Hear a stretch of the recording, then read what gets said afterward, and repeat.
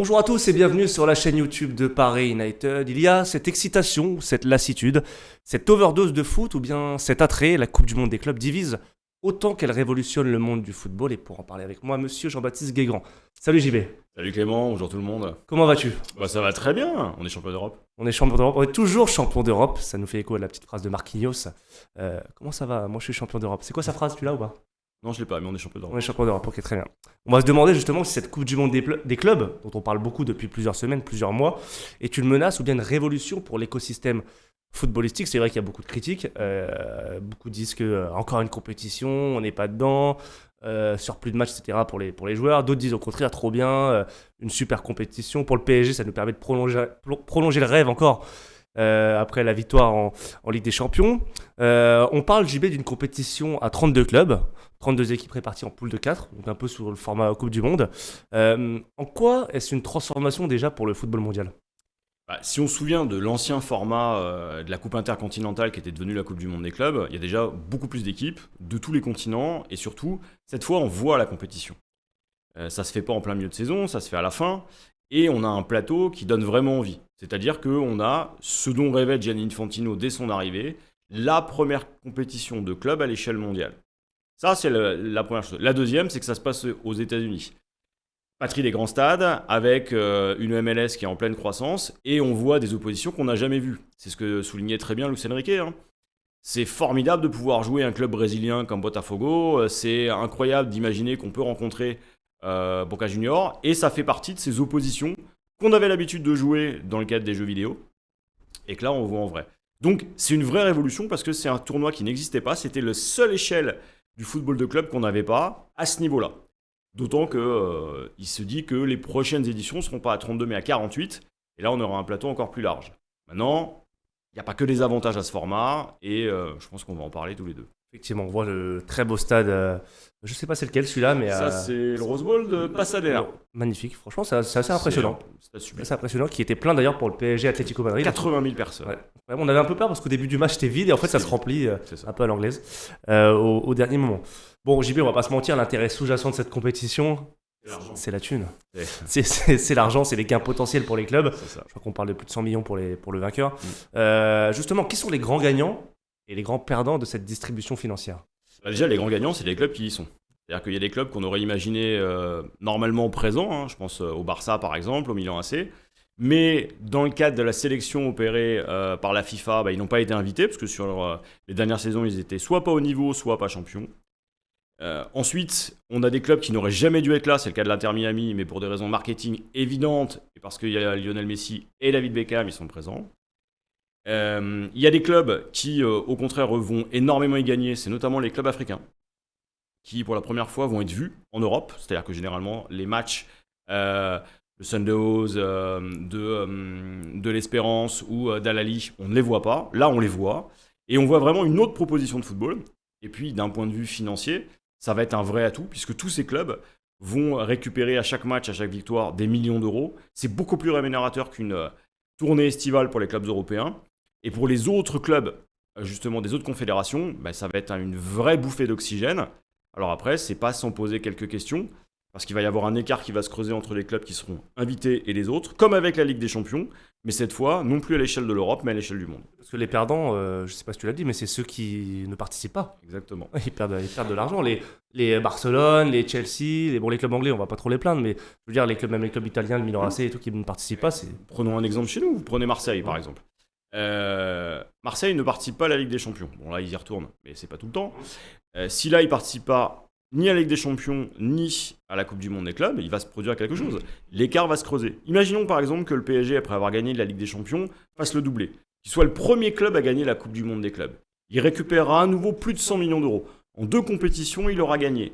Sans compter tout ce qui est tickets et merch. Donc en gros, tout ce qui est vente de billets et produits dérivés, il aura récupéré 250 millions d'euros. C'est l'équivalent, littéralement, du budget de l'OM. Et ça dit quelque chose. Ça va creuser un écart qui existait déjà, a fortiori pour nous, parce que les droits télé ne sont pas à la hauteur, mais ça va être le cas aussi entre les très grands championnats. Là, par exemple, on a le Benfica qui est présent. On peut se demander si, par rapport aux autres clubs portugais, et même aux clubs issus du reste de l'Europe, ce fossé va pas encore croître. Et après, c'est plus un football à 2-3 vitesses, mais à 4, 5, 6 vitesses qui va se mettre en place. Ça nous permet de financer des joueurs comme Vitinha qu'on voit à l'écran.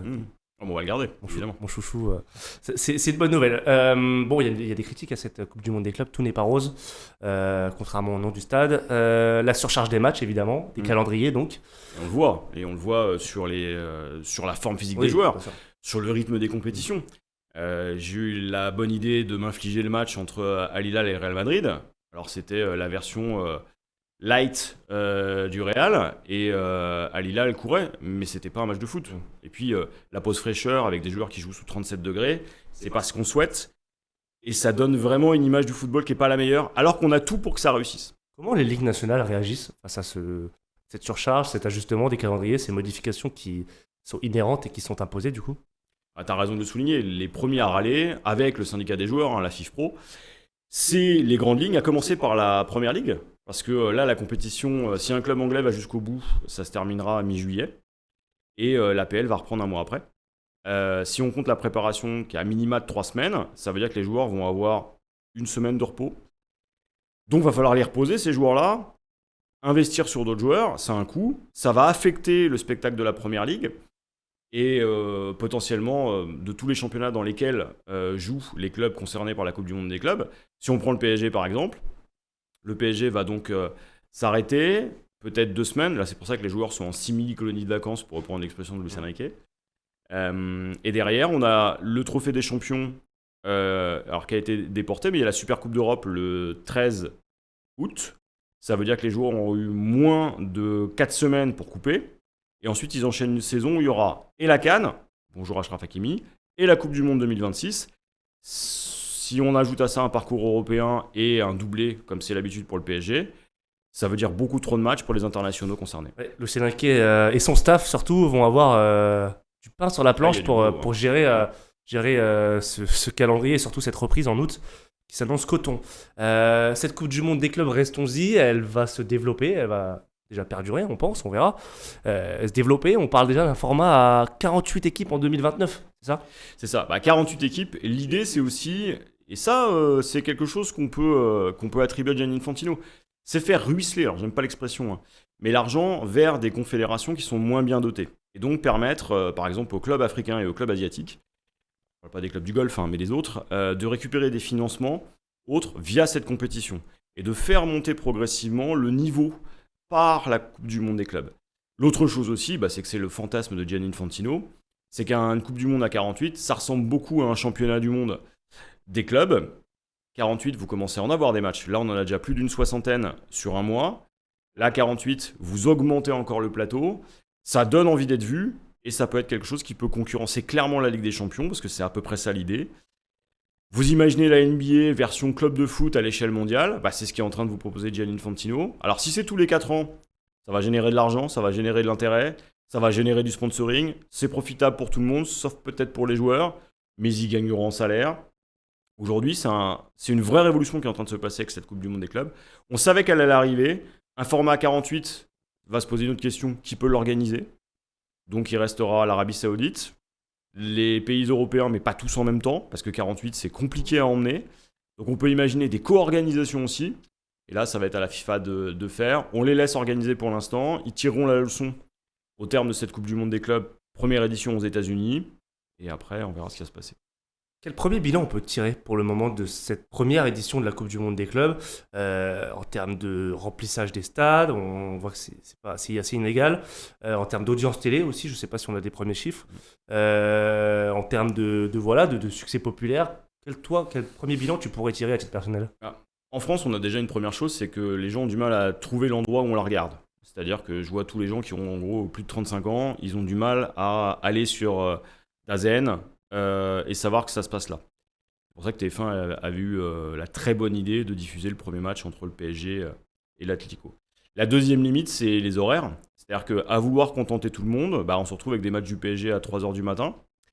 Là où, finalement, les autres compétitions sont sur notre fuseau horaire. Donc on vit finalement tous les avantages et les désavantages des organisations sur d'autres continents. Troisième problème aussi pour nous, c'est que le niveau des matchs n'est pas forcément à la hauteur. Les joueurs sont cramés, fatigués pour beaucoup, jouent dans des conditions qui sont difficiles pour les organismes. Je rappelle, le PSG Atlético, c'est 37 degrés sur la pelouse, avec des joueurs qui, en sortant, vous disent qu'ils ont mal aux pieds comme jamais. Pour l'Atlético. Ça les a refroidis. Effectivement, ça les a refroidis, puis ça leur a fait du bien. Je pense que l'Argentin a besoin d'être calmé en ce moment. Mais dans ce cadre-là, il y a quand même beaucoup de choses qui sont inquiétantes. Après, on est sur une ambiance à l'américaine. Les stades se remplissent lentement, mais se remplissent. Dans un contexte aussi politique qui n'est pas évident, je rappelle qu'autour des stades en Californie, vous avez quand même la police anti-immigration qui est en train d'essayer d'aller chercher le plus de personnes en situation irrégulière. Donc c'est pas quand même hyper serein. Et malgré tout, les stades sont pleins. Alors, sont pleins pour les très grosses affiches et pour les clubs qui ont une vraie base de fans ou qui peuvent profiter des diasporas présentes ou des touristes locaux. Maintenant, est-ce que ça va être une réussite ? Déjà, moi, ça me donne envie d'aller revoir ça. Avec un peu plus de préparation, les clubs vont pouvoir s'ajuster. Et honnêtement, moi, voir un PSG Boca, j'ai envie. Alors à 48, on aura probablement des matchs déséquilibrés, mais pas plus que les tournées estivales. Et puis on a envie de les vivre, ces matchs. Alors j'imagine qu'avec un peu plus de préparation, un peu plus d'expérience, on pourra juger de tout ça. Là pour l'instant, les audiences, on les a pas parce que, en tout cas en France, c'est uniquement sur DAZN. C'est gratuit. Pour PSG Atlético sur TF1. C'est plutôt pas mal parce que je crois qu'ils étaient leaders sur la soirée.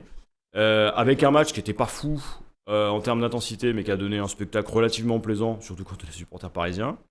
Maintenant, est-ce que ça ira bien quand on verra les quarts de finale, demi-finale et finale ? Ça, c'est l'avenir de la compétition qui nous le dira. Pour l'instant, c'est un 12-13 sur 20. Et on espère que ça va s'améliorer au fur et à mesure du tournoi. Oui, l'autre limite aussi, Jean-Baptiste, c'est la présence d'équipes qui prennent des 10-0 d'entrée de jeu, notamment en provenance d'Océanie, je crois. Alors c'est quand même un dilemme pour cette Coupe du Monde de la FIFA. Est-ce qu'on ouvre et on fait découvrir tous les territoires et tous les clubs, etc., au détriment de la compétition sportive ? Parce que c'est une très mauvaise pub. Le deuxième match qui fait 10-0, c'est très mauvais. Alors c'est très mauvais et en même temps, moi je me place dans la peau d'un joueur d'Auckland. C'est-à-dire que plus de la moitié de l'équipe, je crois, est semi-pro. Ils ont tous dû poser des jours pour pouvoir faire la compétition. Il faut quand même se replacer dans ce cadre-là. Oui, mais quand tu vois, pardon, excuse-moi de te couper la parole, mais quand tu vois que Barcelone n'y est pas, mais qu'Auckland y est et prend des 10-0, ça fait mal. Alors, moi, ce que je me dis, c'est que le football, c'est un sport global et on ne peut pas penser avec une vision exclusivement européenne du foot. À Auckland, ça va probablement leur permettre de sécuriser leur budget pour 2 à 3 saisons, de peut-être salarier les joueurs et de leur permettre de venir jouer la prochaine en étant des joueurs de foot professionnels.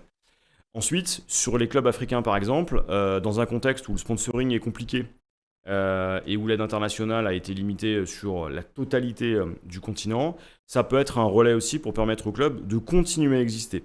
Nous, on regarde ça parce qu'on a l'élite du football à domicile. C'est pas le cas de tout le monde. Et puis, cette rencontre-là, c'est aussi l'occasion d'un échange culturel avec d'autres clubs. Alors oui, il y a des trucs négatifs. C'est clair que le 10-0, ça a permis à qui de s'en sortir ? Ça a permis à Coman de marquer des buts. C'est génial, c'est formidable. Ça va peut-être lui permettre aussi de trouver une porte de sortie pour la suite. Mais c'est évidemment pas ce qu'on avait envie de voir. On s'est tous regardés en se disant « Ah ouais, ça commence comme ça, qu'est-ce que ça va être ?» Et puis, on a vu un match assez sympa avec Benfica. On a vu le PSG Atlético. On n'en attendait pas grand-chose. Ça a confirmé la trajectoire qui était la nôtre. Et puis, il y a des matchs avec des équipes qu'on ne s'attendait pas à voir. Je pense aux équipes japonaises, par exemple. C'est pas déplaisant. Dire que ça soulève un enthousiasme fou, non. Mais ça mérite d'être vu et revu. Et puis, quand on va vraiment rentrer dans le dur et que les clubs, finalement, de second rang, ce qu'on a avec la Coupe du Monde de sélection, parce qu'il ne faut pas se leurrer, à 48, c'est ce qu'on va avoir. On va avoir des équipes qui vont se prendre des scores qu'on n'avait jamais vus avant. Une fois qu'on sera rentré vraiment dans les tours sélectifs, là, on aura probablement des matchs de très haut niveau. Et on sera très content de ce qu'on aura vu. Effectivement. Peut-être que ça mérite justement un peu plus de communication là-dessus, comme tu viens de le faire, sur ces aspects qui peuvent être porteurs et positifs. Pour une fois que la FIFA fait des choses qui peuvent être intéressantes. Après, il ne faut pas se leurrer non plus. Il y a un intérêt pour Gianni Infantino, c'est une évidence. Il y a un intérêt pour Donald Trump. C'est aussi une manifestation qui permet, après le relatif échec de la Copa América en termes organisationnels, de montrer que les États-Unis sont prêts à accueillir la vraie Coupe du Monde, cette fois de sélection. C'est aussi ça, c'est-à-dire que cette Coupe du Monde, elle est préparatoire à la prochaine Coupe du Monde, donc on peut imaginer que pour 2030, ça se ferait entre l'Espagne, le Portugal et le Maroc. Bon, Si c'est préparatoire pour entraîner tout le monde, et on prend. Hein. Merci Jean-Baptiste, on s'est tout Merci, dit sur Clément. cette Coupe du Monde des clubs. Merci aussi à Théo de Santi et Nathan Hippolyte en régie qui nous permettent d'assurer cette émission. Les gars. On se dit à très bientôt sur la chaîne YouTube de Paris United. Ciao. Ciao. Et n'oubliez pas de liker les gars, parce qu'on a besoin de vous. Abonnez-vous.